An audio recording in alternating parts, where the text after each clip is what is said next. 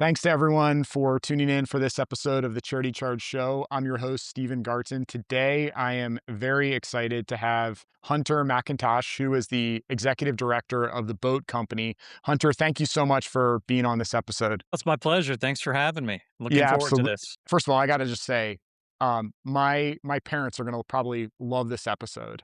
They live in Annapolis, Maryland. They love going out and sailing. They love the water. My mom, loves the outdoors, and that's why I'm really excited to have you on from a selfish perspective. But I really want to share out your mission and all of your great work with our community. So, can you tell us first just a little bit about the boat company and the history of it, how it came to be? Sure. The boat company is the only not-for-profit cruise line in the world, which throws people off because they think of a business. They don't think of it as being a not-for-profit. We were started as a program of our family's foundation in 1979 to bring major donors for organizations such as Audubon, Natural Resource Defense Council, Earth Justice, Sierra Club, up to Wow. Southeast Alaska to show them the destruction and deforestation that was happening on large scale in the Tongass National Forest. We ended up in the Tongass in a very obscure way.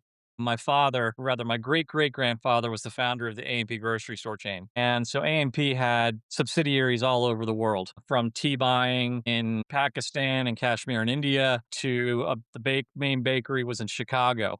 Well, they also sold salmon, canned salmon. They were one of the largest producers of canned salmon at the time, back in the 60s and 70s. And so my father worked on one of the fishing boats and in the salmon cannery in Southeast Alaska on Prince of Wales Island, and fell in love with it back in the mid 60s.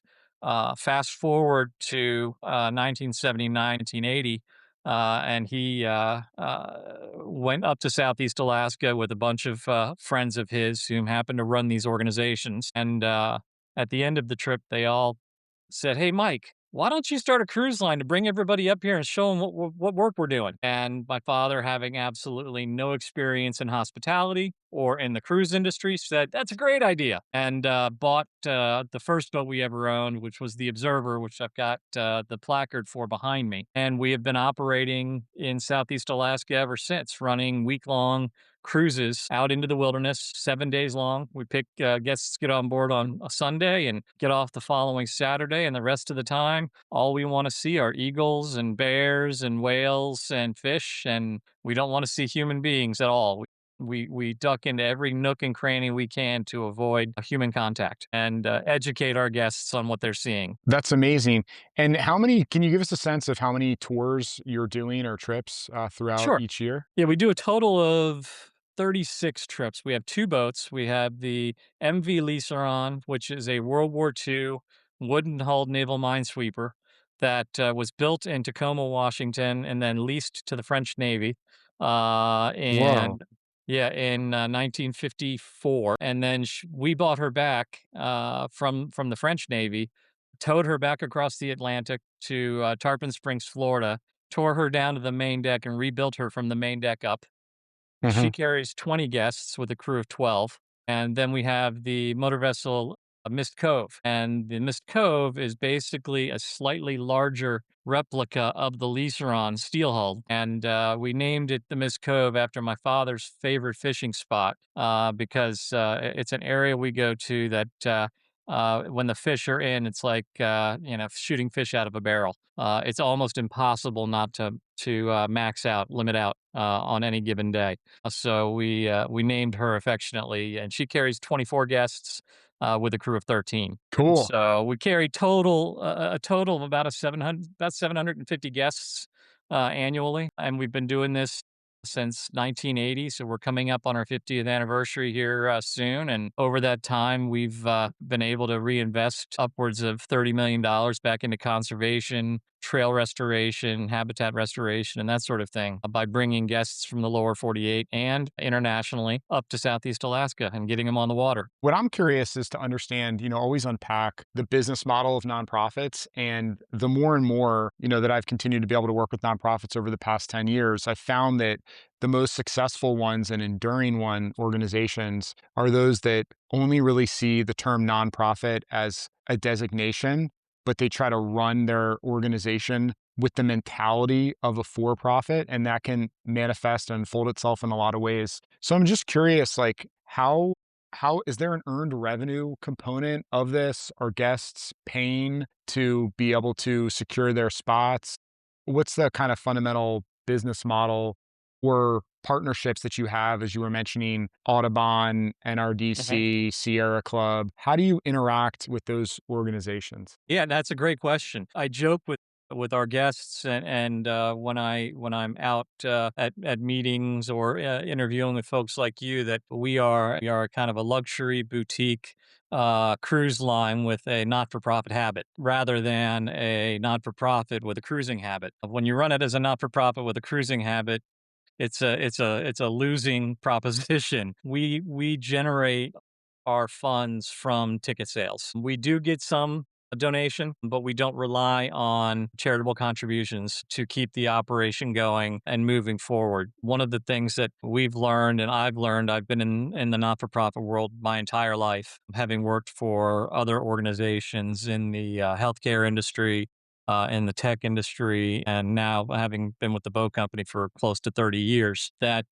it's very easy to fundraise for, say, children's cancer research. It's a lot harder to fundraise for saving a tree in the middle of a forest in a state 3,000 miles away from someone. So we like to think we've mastered the business model of taking mission based travel, which used to be called ecotourism back in the the terms have evolved over the years, but we take the concept of mission based travel to the next level by taking all the proceeds from our ticket sales beyond our general operating expenses, reinvesting them back into the conservation work we do. And that's where the relationship with the not for profits, with the other NGOs come in, with Audubon or Sierra Club or Nature Conservancy or whomever. Primarily, we work with Earth Justice, NRDC, Client Earth, which is the only public interest environmental law firm in the EU. They've also got a US branch, which I'm honored to sit on the board of. But we focus our work and our attention on legislative and legal challenges to legislation being passed in Congress because that seems to be the most impactful and successful way of protecting and preserving the area we operate in. We also partner with a lot of local not-for-profits. It's a company called, or organization called Sitka Trailworks in Sitka, Alaska, that they get contracts from the National Forest Service to go out and restore trails that are used not only in the summertime when the tourists are coming into the, but also they're trails that are used by all the locals year round. Mhm, So they do a lot of work with Sitka Science Center, which is another again it's based in Sitka. They've got touch tanks and a lot of educational things. They've got a, uh, a salmon ladder, and they do educate kids and adults, people that come in on the big cruise ships. They educate them on the salmon spawning process and that sort of thing. And they also partner with a bunch of universities. I think UCLA, mhm. USC, a lot of the California universities to Yeah. bring scientists up. So that's how we operate. We operate basically as a cruise line with a not for profit conservation habit, but that habit is the heart and soul of who and what we are. It's a really great model, and I appreciate you articulating the ways that you also interface with different organizations because it helps make it provide the full context of really the role that your organization is playing here, and beyond just actually providing taking passengers, in and Yeah. out to these remote places. I guess I'm just curious also as I'm sitting back here, and I'm a fan of different, naval or kind of sea movies and stuff like that. Hmm. Being there for 30 years, what have been some of the craziest stories that have come out? This is, have you ever been caught in storms or issues come up? Um, Thankfully, and I think no. of all these And shows, I watch like the deep sea fishing shows and stuff like that. So I'm just curious, you got any interesting stories over the 30 years of any crazy thing that's happened? thankfully, knock on wood, nothing crazy or serious has ever happened to us. You know, like you said, you hear stories, and especially in Alaska, it happens every year. You hear about fishing boats that have to run themselves aground on shore because they popped a leak somewhere. Because you're talking about old wood fishing boats that are just run into the sea, so to speak, and whatnot. And then of course you hear the Bering Sea crab fleet, and what they deal with. Thankfully for us, we operate in the Inside Passage of Southeast Alaska in the Tongass National Forest, and the waters that we operate in are fairly protected. Very rarely, I think maybe a handful of times in our 40 years of operation, 45 years, have we ever had to actually go out into heavy seas or heavy swells? And the only reason we had to is because we have to get from point A to point B in a certain amount of time. Otherwise, we don't get the guests home and we don't get the next group on board. But for the most part, because we're so small, we're able to go and anchor in a bay or a cove. If we get a weather alert saying that it's going to be blowing 45 knots with 15-foot seas in Frederick Sound, we'll get out of Frederick Sound and go anchor up somewhere where it will be literally glassy and sunny. But if you take a skiff ride 15 minutes out to the mouth of the bay or cove that we're anchored in, it'll be blowing like crazy, like a hurricane. We have had a few close calls over the years during what we refer to as Glacier Day.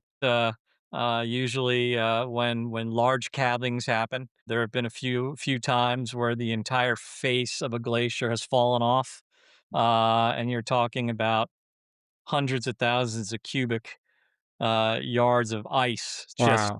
and you don't realize how big it is until you watch the swell on the fjord walls coming towards you, and you realize that that's 15 feet tall. So you get the bow of the boat facing forward, and you just ride it out, and it's usually not that dramatic. It's more dramatic for the guests because 9 times out of 10, when stuff like that happens, they're out in our smaller 19, 20-foot skiffs a lot closer to the glacier. We take guests up to within about a quarter of a mile of the glacier in the skiffs. The big boat stays several miles away for safety reasons and because of ice pack, and we don't want to impact the pupping and rearing of harbor seals that's happening on the ice flows close up to the glacier. So there's that relationship and impact with nature and that sort of thing. We've seen some, we've seen some boats sinking. We've seen some, boats beached and things of that nature. But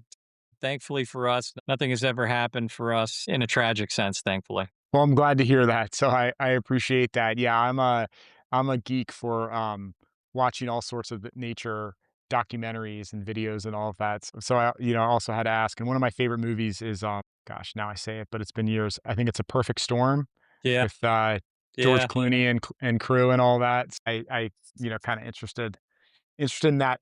Owners of boats like me refer to those as the perfect fear. Yeah.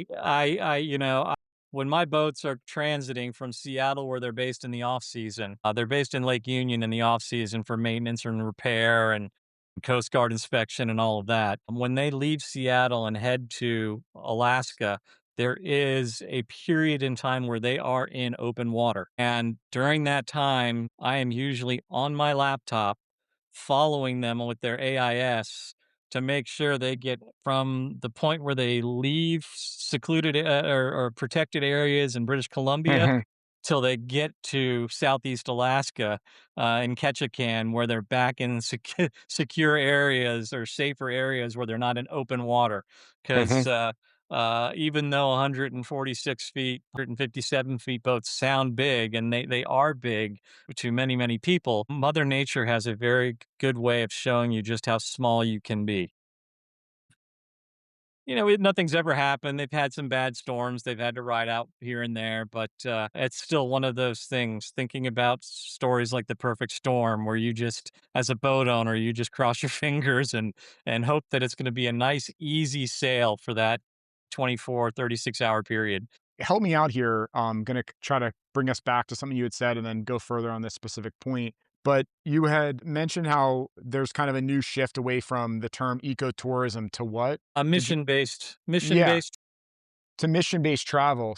What I'm kinda what's been going on in my head, and especially now with this new permit and being able to go more in the Glacier Bay National Park. I'm curious how you think that might change the impact of what your organization's been able to do. Because I'm sitting here, right, and I'm saying, oh, I like watching this documentary or whatever. But I'm Mhm. curious, in your experience over the past 30 years, how has that changed people and their perception by actually being able to be there in person? And now that you're able to take folks to a completely new area that they probably like yourself, you're saying you've never been there and you're Yeah. going to take countless guests now to experience that.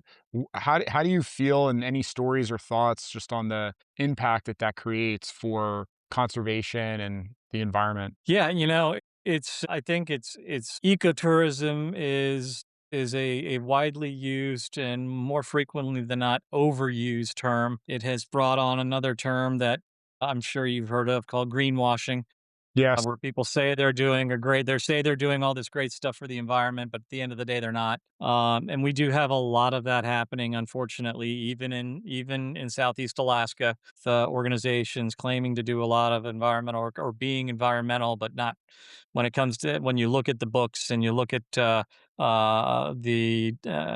plaintiffs on cases to protect the Tongass or whatnot. You never see any of the names there, whereas you'll always see the boat company, if not the boat company, the Macintosh Foundation. But I think that for me and for what we do, because we're so small, we get a lot of families on board. We get a lot of multi generational groups on board where you'll have great grandkids on the trips with their great grandparents. And for those 80, 90-year-old great grandparents to see whales and bears and fish through the eyes of their grandkids and their great grandkids, it opens up a whole new experience and a whole new appreciation for what people are doing and how they're traveling and what they're seeing and how they're contributing not only by traveling with us, but learning from us about our conservation ethos. And one of the things our naturalists do very, very well is when they've got kids and adults out on hikes and they're all of a sudden picking up, all these different berries for people to try and eat, they point out that, you have similar things like this back home. So take what you learn here and implement it back home where you live, because you can have just as much of an impact at home as you can have by being here with us now. And I think that's one of the things that we really try to teach is that you're not just helping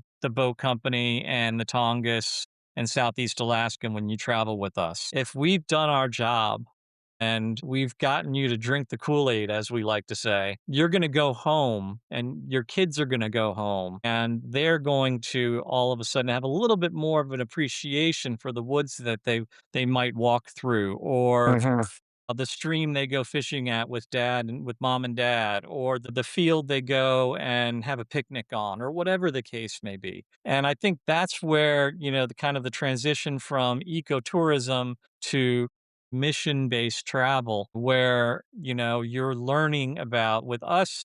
Mission based travel can be seen in multiple different angles. You've got your mission based travels like your churches do, where they go on a mission to build a school for somebody, or they go and build a new church for the village and whatnot.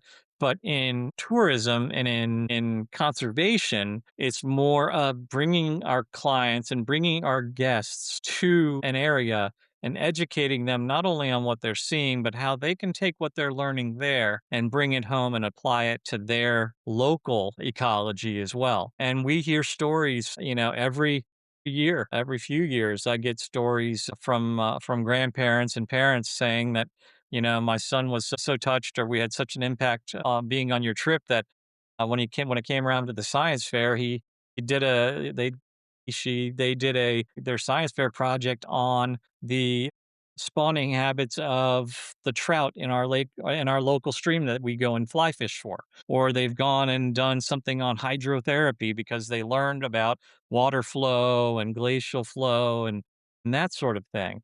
I think that's, a kind of a big takeaway and kind of the turn in mission-based travel, or the concept of mission-based travel. I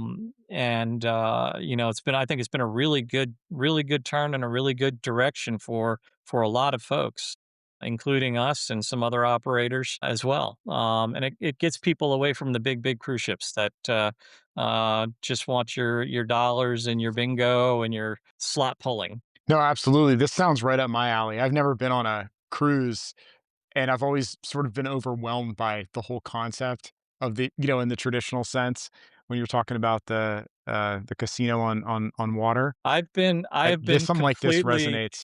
Yeah, I've been completely and totally ruined by my family's business and legacy with the boat company, in that I have only gone on one other cruise, and that was to the Galapagos, and it was on another small ship. I Right. have never been on a big cruise ship. I have no desire to go on a big cruise ship. It's just, I want to get out on the land. I want to go Mhm. hike. I want to see animals. I want to experience. I want to go with a naturalist who, for example, one of our naturalists a few years ago, we were going on a hike that I'd been on two, 3 dozen times. And usually by the time I come back from the hike, my fingers are purple, my lips are purple because I've eaten so many berries along the way. I thought they were just all blueberries. They along the way, but I learned that they're bog berries, and there are 10 different kinds of bog berries, and one of them actually tastes like a watermelon. And, so I go on the you go on a That's hike cool. with a naturalist, yeah, and he hands you a handful of these berries. "Taste these and tell me what you taste." And I swear to God, I had never thought about it in 40 years until I took that mouthful, and he's like, "That's a bogberry. I forget the species of whatever kind it was, but I felt like I had a mouthful of watermelon in my mouth, I was eating." So those experiences you can't get on big cruise ships. You can only get them on small cruise ships with naturalists and and your family. And I think that's one of the things that is so unique about what we offer. That's awesome. I appreciate you sharing that. I'm curious to ask you a couple more questions to kind of round out this interview. We at Charity Charge are supporting over 3,000 nonprofits on our programs and services side, and we're really proud about that. What we're trying to do, though, is help educate and inform, other leaders of organizations that may be newer in their journey. Maybe they started their organization a year ago, 6 months ago, 2 years ago. Mhm. I'm curious, 30 years in and being able to continue to be able to operate says a lot, because what a lot of people don't think about, the failure rate of a small business, a for-profit business, is incredibly high. Yeah. Something like 90% of them are not in business after 5 years. Same applies for nonprofits. People don't think about that, but people are passionate about a mission area, a cause area, but they don't have the financial and operational background and fundraising background to be able to make it scale and succeed. So I'm curious from your perspective, and I know maybe it's kind of a big question, but whatever themes kind of come first top of mind for you.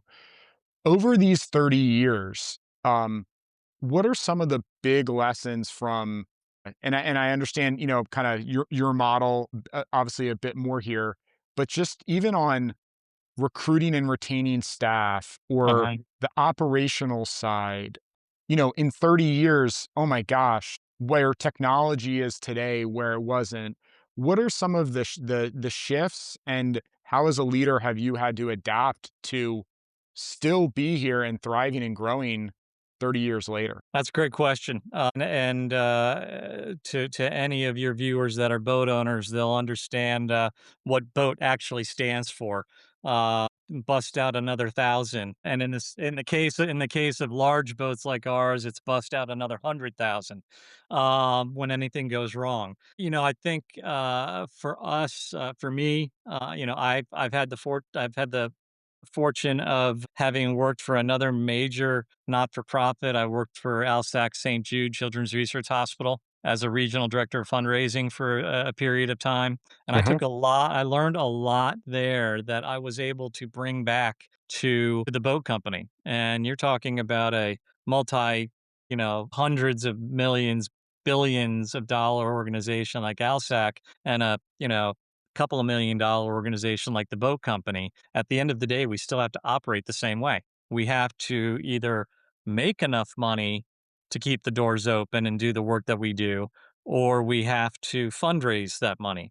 And so I think the the first thing I would tell people, especially folks just getting started in this industry or in the not for profit world. When I say industry, I mean the not for profit world, not the cruise line industry. I don't encourage anybody to open up a not for profit cruise line. Just don't do it. But I was led into it. But I would say that the first rule is one, don't be afraid to fail and do not be afraid to ask people for help and for money. You have to be comfortable asking people for money because you're going to have thousands of doors closed in your face. But all it takes is one door and the connection with one person. And all of a sudden, you've got a $10,000 grant. And for a startup not for profit, that's a lot of money. I think that's my first takeaway. Communication is everything in the not-for-profit world. If somebody gives you $1, you need to let them know, whether it's $1, $100, $10,000. A month or two from that point, you need to communicate with them. Thank you very much for your donation.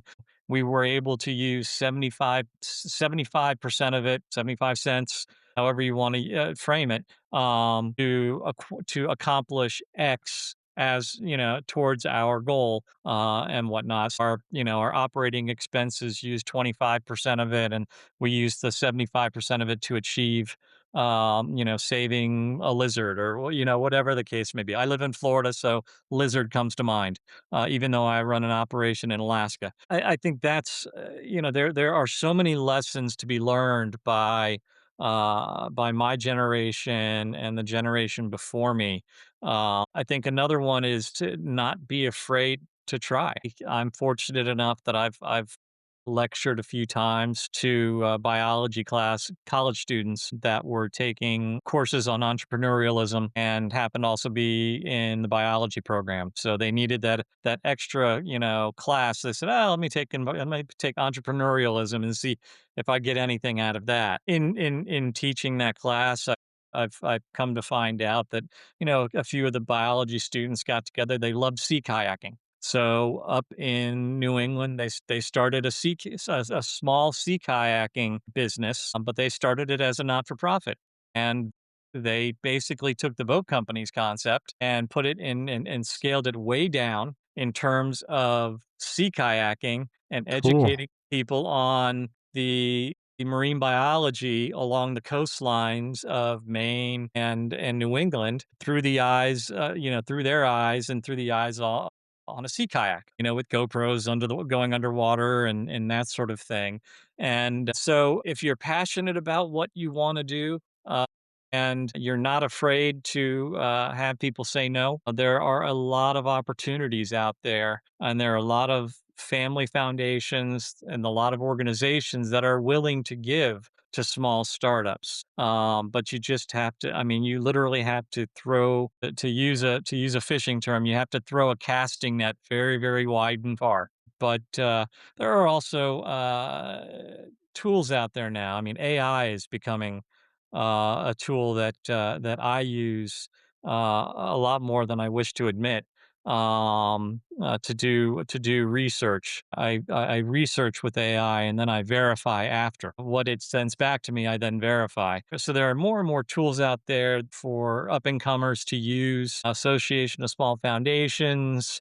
Your local community foundations are sources of information and whatnot. And don't be afraid to reach out to people like me. Don't be afraid to reach out to other executive directors that are doing something on a larger scale than you, but that have been doing it for a long time and asking questions. I mean, mentorship is a huge part of the not for profit world. If we don't mentor the next generation and the next generation after that, this all goes away. I think those would be some of my tips. Don't be afraid to ask because you're going to be told no. uh, you know, brush it off and go to the next person. And then don't be afraid to reach out to organizations. It might be difficult to reach out to like an NRDC executive director. You're not going to get that person on the line, but find out who the local person, who the local representative is from these big groups. They all have state and local chapters, and ask for assistance, ask for guidance, ask for mentorship. We wouldn't be here if we didn't have previous generations mentoring us. So, I think that that's awesome advice. I really appreciate you sharing all of that. Specifically, I mean, that's how I started Charity Charge when I first had the concept for it. I don't know how familiar you are, but our first product was a consumer card where your cash back goes to the nonprofit of your choice. We partnered with MasterCard uh-huh. when this was over 10 years ago. And so I had the concept for it, but I knew nothing about the credit card industry. But I sort of knew enough to connect the dots that there's a Southwest Airlines card and a Costco credit card. So I kind of said, okay, well, there's a model, like there's these brands, they're not credit card companies, but they have one and people earn rewards there. So I just hopped on Google and LinkedIn and I found all these credit card consultants. Anyway, I went down the list and they're used to getting paid the big bucks by those huge brands, right? So Right. that's like who they want to represent. So when they get the phone call, they're like, and a bunch of these were big, like New York consulting firms and stuff like that. So they ran me off the phone or didn't return it or whatever. But I think the ninth guy that I called was as friendly as can be. And then about a year and then I ended up having conversations, met with him a couple times in person. And then maybe about a year and a half later, while I was still trying to figure out the idea and whatever, he got hired by MasterCard to run their co-brand business development team. Right. Wow. And then because I had talked to some, whatever, I'm getting now on me, but it was No, it's like, okay. but it This is, I mean, started just because I I was learned just from this reaching too. out to people, you know? Yeah. And I didn't say no. Like he was probably the ninth. If I had just said, 8 people didn't get back to me or hung up the phone when they realized that I was a kid with an idea and no money, that I could pay them for their advice. That next It was call, yeah, that next yeah, email could be the one, yeah, exactly. and that applies across the board. I mean, 30 years trying to get Glacier Bay permits. Yes. You keep on asking, you keep your ear to the ground, and eventually something happens. I love it. Yeah, my uncle used to tell me this was back. I graduated in 2008. The job market, I mean, it was like non-existent. We just had the financial collapse and all of that stuff. And I was applying for jobs fresh out of college, and no one was hiring. But he just said, you're just it's the law of averages. He said every Mhm. time you're getting no, you're just pulling a blank out, but soon enough, one has to be live. And Exactly. I just took that mindset and have adopted it for everything. Yeah. Yeah, you have That to. a no is just you're now one step closer to a yes. Exactly. Yeah. Exactly. That's a great way of putting it. And it sounds like cliche or like it could sound cheesy, but once you actually understand it and own it and feel it, you just know that it's true. So it's like, so that's the only way is just to Yeah. keep going forward all the Yeah. I time. mean, and when you're starting a not for profit, that's the way you have to be. Yes. And even when you're operating a 45-plus-year-old not-for-profit, that's the way you have to be. I apply for government grants every year. I've been turned down every year. If I had a stack in front of me of the grant requests that I've sent out, and one stack was the grant requests that were denied or I never heard back from or whatnot, it would be from the top of my desk to the ceiling. And the ones that I got positive feedback from or got grants from would probably be about 6 or 8 inches tall. But Wow. those 6 or 8 inches tall were significant. I'm reaching out, I'm asking for the 25, 50, 100,000 plus dollar grants. And so you're going to get a lot of no's, but all it takes is one yes. And then all of a sudden, 2 weeks later, you get another yes. I had that happen recently as we started looking for the funding to purchase these permits. We reached out to past guests and said, "Hey, here's an opportunity. If your organization would be interested or willing to support it, we'd love to talk to you." Of the, I don't know how many I sent out, 3 or 4 replied with very generous donations, and here we are. That's So amazing. You yeah, put it into action, manifested it, making it you happen. manifested it, I make it love it. happen. Yeah. Hunter, can you tell for people that have listened to this episode and are interested in getting involved as passengers or supporting the organization, how can they find more information? It's real easy. 45 years ago, my father was really creative with the name of our company.